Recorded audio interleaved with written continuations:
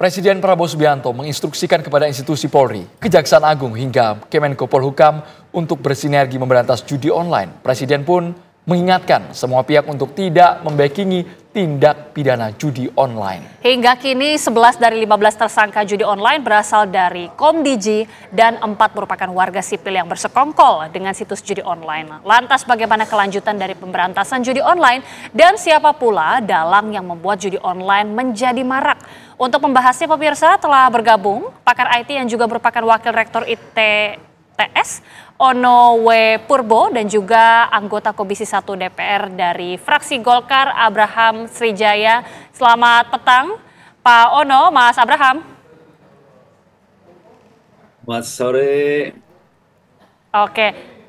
Ya, Pak Ono, kita mungkin awali terlebih dahulu ke Pak Ono. Kita sudah melihat ya bagaimana sepak terjang sejumlah pegawai Komdiji dan hingga saat ini bahkan terlibat di dalam kasus judi online. Sejauh ini bagaimana Pak melihat praktik judi online yang terjadi sampai saat ini? Pertama-tama saya angkat topi dulu ke Bu Menteri, Bu Mutia Hafiz, bukan main, karena sebetulnya ini sudah berlangsung lama. Harusnya ini bisa dilakukan oleh menteri-menteri sebelumnya, hanya Bu Mutia yang berani. Pertama, Komdiji sudah membeli sistem server untuk meng-crawling, menganalisa baik judi online, pornografi di internet untuk memblokir. Dan itu dipakai uang rakyat belasan miliar. Itu sudah kejadian bangsa 5-6 tahun yang lalu. Jadi harusnya sejak lama kita bisa tahu situsnya di mana sebetulnya. Kedua, semua layanan yang kepada masyarakat harusnya terdaftar di Kominfo. Jadi harusnya mereka tahu itu semua. Jadi agak aneh kalau sampai bertahun-tahun sampai tidak dilakukan apa-apa. Ketiga, harusnya dengan data yang tadi, data-data tadi harusnya bisa dilaporkan ke teman-teman di Polri, segala macam untuk melakukan penindakan secara langsung. Karena Kominfo tidak bisa melakukan penindakan, menangkap orangnya. Kominfo hanya sampai mengidentifikasi situsnya di mana dan blokir. Kalau sampai menangkap orangnya harus berkoordinasi sama yang lain. Jadi saya pertama salut sama Bu Mutia Hafiz. Mudah-mudahan teman-teman yang lain bisa mendukung karena ini menyangkut masa depan bangsa Indonesia. Terima kasih. Pak Ono, apakah semudah itu Bapak melacak peredaran situs judi online? Diblokir satu, ini mati satu, tumbuh 1000 Pak Ono.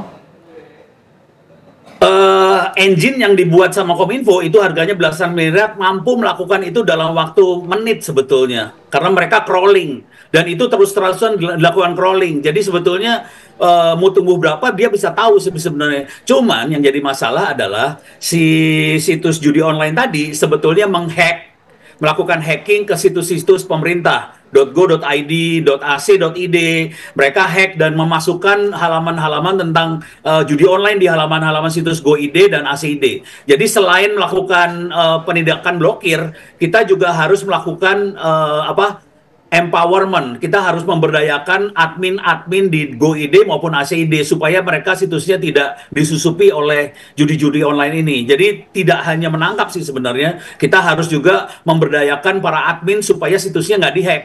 Jadi kejadian hari ini yang sering terjadi bisa ribuan itu karena mereka menghack situs-situs yang legal tadi. Gitu kira-kira. Oke, saya ke Mas Abraham sekarang. Mas Abraham, ini 11 dari belasan tersangka atau pelaku ini merupakan pegawai langsung dari Komdiji. Mungkin dari DPR ini bisa memberikan pandangan karena merupakan mitra strategis juga. Bagaimana selama ini Komdiji ini selama beberapa tahun terakhir dan sebelumnya tentunya Kominfo? Ya, kalau menurut saya sih bukan masalah mesin crawling atau ada punya mesin secanggih apapun ya. Kalau misalnya SDM-nya atau perilaku yang dilakukan oleh Kominfo, saya bilang Kominfo ya, karena sebelumnya adalah Kominfo. Baik.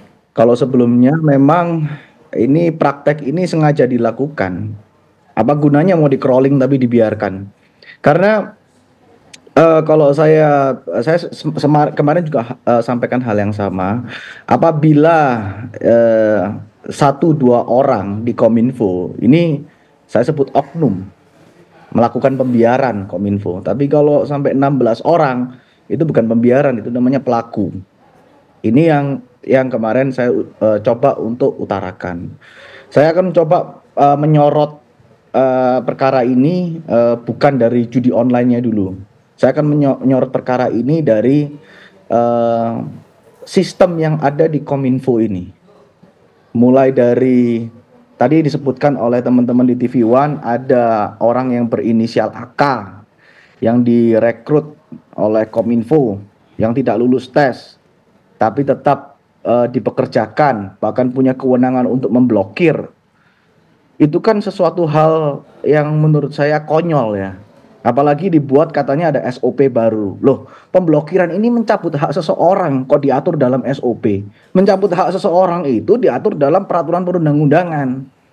Dalam kepolisian aja, kalau kita memblokir rekening, itu melalui mekanisme gelar perkara dan di tahap penyidikan, barusan memiliki upaya paksa.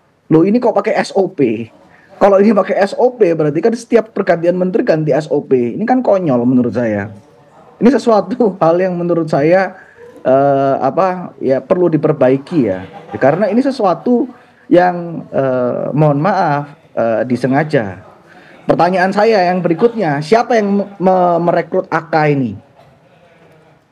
Yang merekrut AK ini siapa? Siapa kok dia bisa dari tidak lulus menjadi lulus? Siapa yang membuat ini? Nah, ini yang perlu didalami. Karena siapapun itu yang meloloskan dia, itu bertanggung jawab. Itu wajib bertanggung jawab. Nggak bisa ini dibiarkan begitu saja. Dan ini di bawah Dirjen Aptika.